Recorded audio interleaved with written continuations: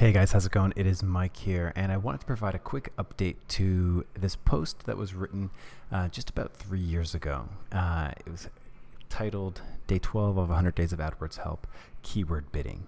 And, first a quick recap.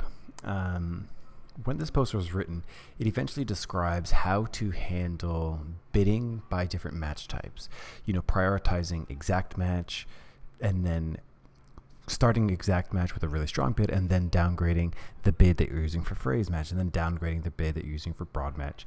And of course, modified broad match is actually of equal importance to something like phrase match. So really, this whole concept of when you first sort of launch keywords, let's say you take the keyword dog school, for example, you start the exact at $268, you start the phrase at $210, you start the modified broad at $2, you start the broad at $125.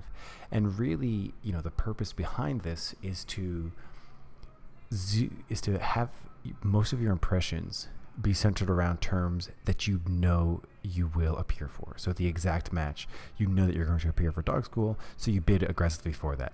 And then dog school phrase match, that you're going to appear for some terms that are not dog school, so you want to downgrade that a little bit. So you might appear for dog school for golden labs, or you might appear for dog school that has board and train, all of these different terms you might appear for, and then so on and so forth, all the way down to broad, where you might appear for dog school that also accepts cats or something like that, really sort of stems of synonyms when we get to broad match. So really the whole point behind that was bidding aggressively for things that how you will appear for them, and then bid a little bit more conservatively for things you do not know and you have less control over. And how has that sort of changed over the years? I think one of the first ways that this has changed is, really in 2018, there's no reason not to use some kind of advanced semi-automated bidding strategy where you start bids relatively low. Maybe you use an AdWords script or some kind of tool where you start your bids relatively low. So this entire post was predicated on launching new keywords, then how to handle your bids when you launch them.